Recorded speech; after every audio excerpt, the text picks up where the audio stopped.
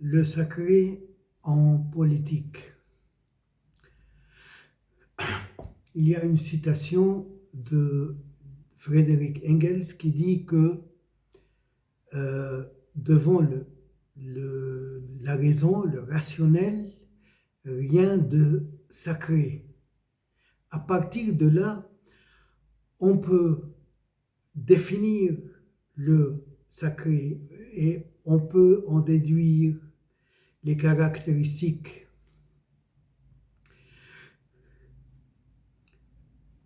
Le sacré, c'est quelque chose qu'on ne peut pas discuter.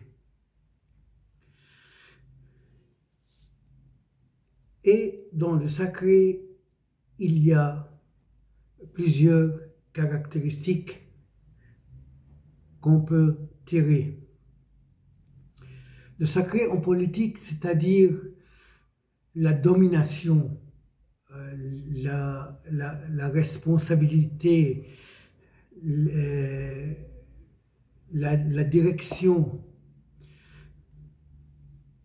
l'importance et l'unité du chef dont on ne peut pas discuter ses décisions.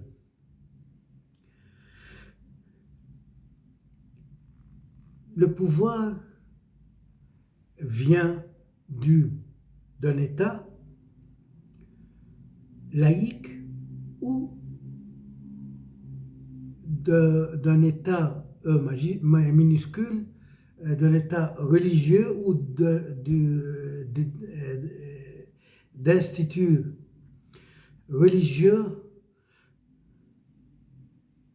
qui prêchent une décision qui vient de Dieu.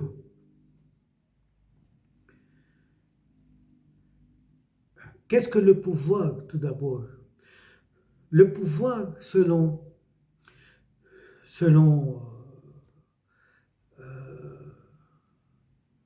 le fameux sociologue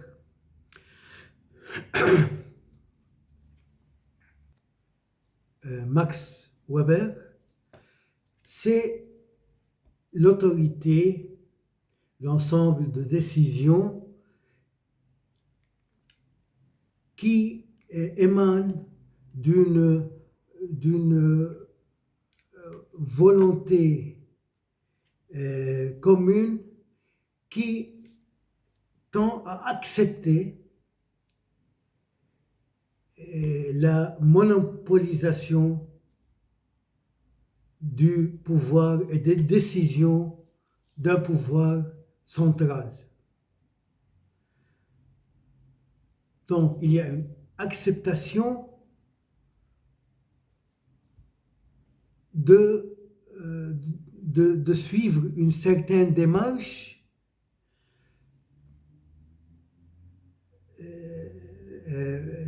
dessinée par un chef. Et il y a une seconde caractéristique, c'est la monopolisation de l'utilisation de la force et de la violence. Alors que le pouvoir sacré est un peu autre chose et plus dangereux aussi. Pratiquement, lorsque le régime des mollahs a voulu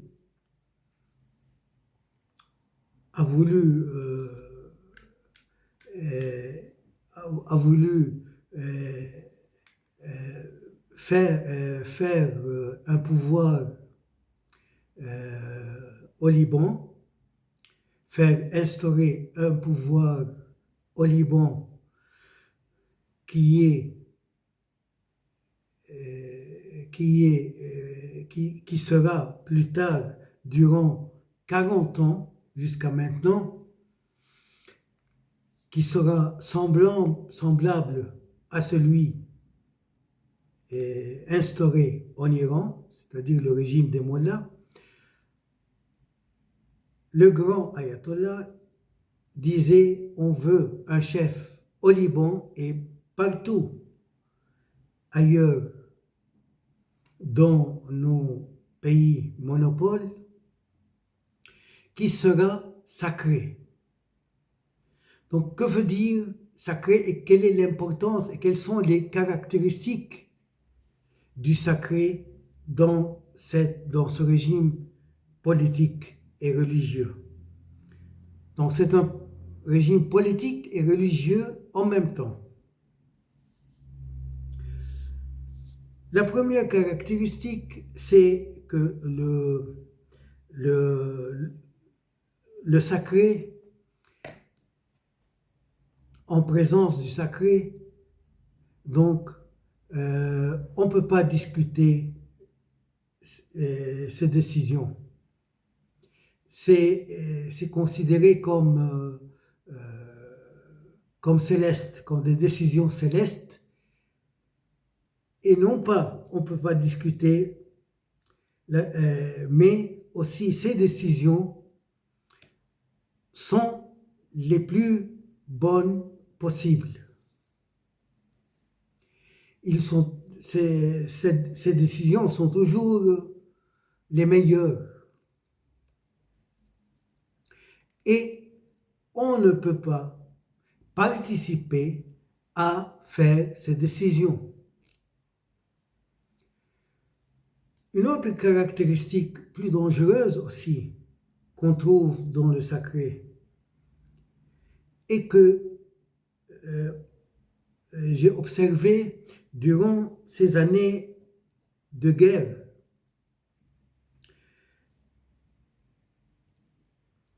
c'est que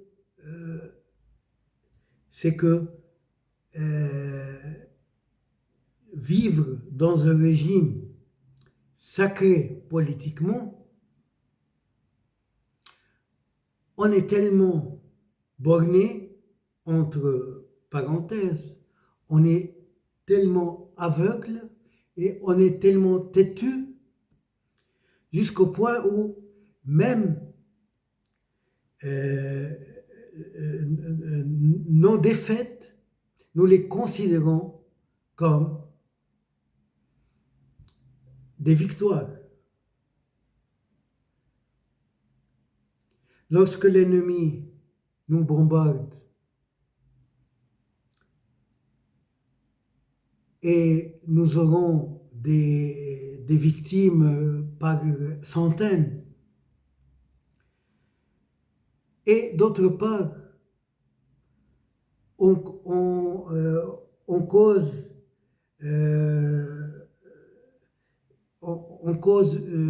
une petite défaite dans le camp de l'ennemi, où on tue une seule personne, on se considère comme des vainqueurs. C'est ça la très dangereuse caractéristique actuellement découverte par moi-même, et il y en a d'autres aussi. D'autres caractéristiques aussi, c'est l'aveuglement d'une façon spécifique. L'aveuglement, c'est qu'on ne voit pas nos maux, nos fautes. Nous voyons uniquement les maux de l'ennemi. Lorsque l'ennemi dépasse les lois universelles et les lois des Nations Unies,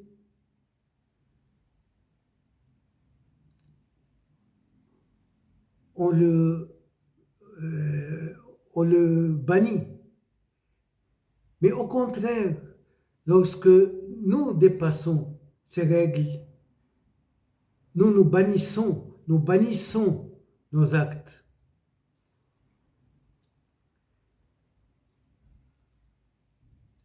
Et de même, comme aveuglement, nous ne voyons pas l'absurdité de la guerre qu'on mène. Et plus encore, on transforme tout, on fait des cristallisations dans tous nos actes. C'est-à-dire, lorsque nous sommes faibles et l'ennemi nous attaque et cause des défaites, des vagues de réfugiés, on n'interprète pas ça comme une défaite, comme une courte vue politique de notre politique. Mais au contraire, on considère que les actes de l'ennemi sont les causes et que notre défaite n'est que la cause de la sauvageté de l'ennemi. On n'évalue pas notre politique, notre point de vue idéologique. Au contraire, notre idéologie est intacte, intouchable, elle est sacrée, elle est adorée. Et si nous menons une guerre au nom de cette idéologie, même si nous n'étions pas préparés à la guerre, et par conséquent, il y a des réfugiés, donc on n'explique pas ça comme une cause de nos fautes et de nos politiques qui ne sont pas bonnes, mais au contraire, on ne considère ça que comme une cause de la guerre menée de l'ennemi contre notre population. Et à partir de ces conséquences détruisantes, frappantes, catastrophiques, on commence à renforcer de nouveau notre sentiment nationaliste en le faisant tourner contre l'ennemi lui-même. Donc on fait naître plus de haine et de sentiments nationalistes haïssant l'ennemi et diabolisant l'ennemi. L'ennemi sera diabolisé et nous restons adorés, sacrés. Donc ici il n'y a que le blanc et le noir, alors que la vérité est dialectique. Parfois nous avons raison, parfois non. Parfois les autres ont raison et parfois non. Et notre but en travaillant la politique, c'est quoi la politique? La politique, c'est de trouver quelque chose de commun dans nos intérêts. de trouver des compromis entre nous et les autres. Dans le sacré, il n'y a pas les autres, il n'y a que des adversaires, il n'y a que des ennemis, il n'y a que le Satan, le grand Satan. Et à partir de là, parce que l'autre n'est que Satan, tout individu qui vit dans notre société, qui critique notre politique, ou à plus forte raison qui essaye de négocier avec l'autre, sera considéré comme un traître, il sera trahi, il sera qualifié de trahison.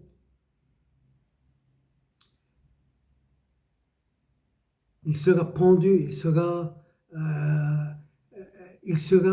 sacrifié au nom du pays, au nom de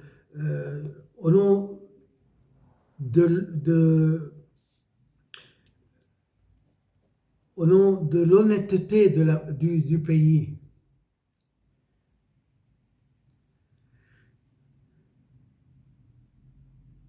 C'est ça la politique dans le sacré. C'est pourquoi notre combat aujourd'hui, dans notre combat aujourd'hui, il n'y a pas de politique, il n'y a pas de diplomatie.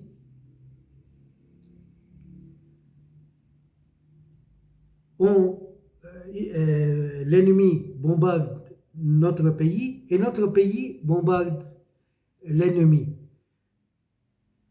sans rien afficher de résultat ou quelque chose de progressif.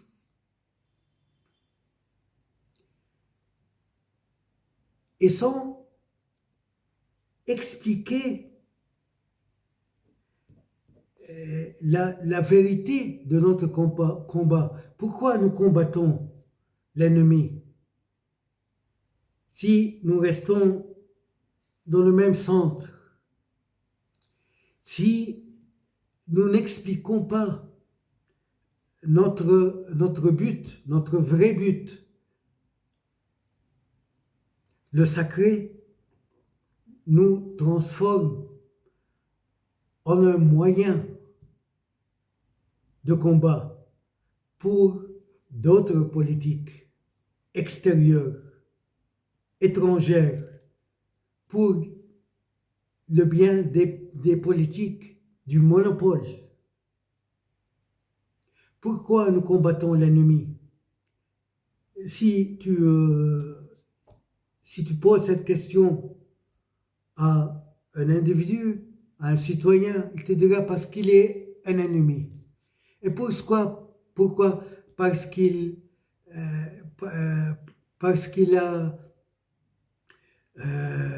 nous combat, parce qu'il nous combatte, parce qu'il nous bombarde. Pourquoi il nous bombarde? Il n'y a pas d'explication. Mais nous aussi, nous le bombardons.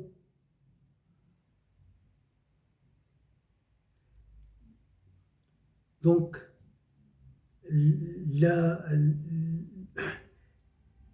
la suite du problème, le début du problème est lugubre. Il ne nous est pas permis de savoir la vérité sur les causes, les vraies causes de la guerre.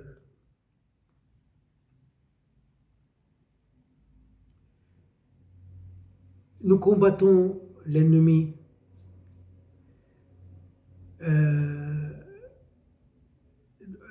Notre guerre était une guerre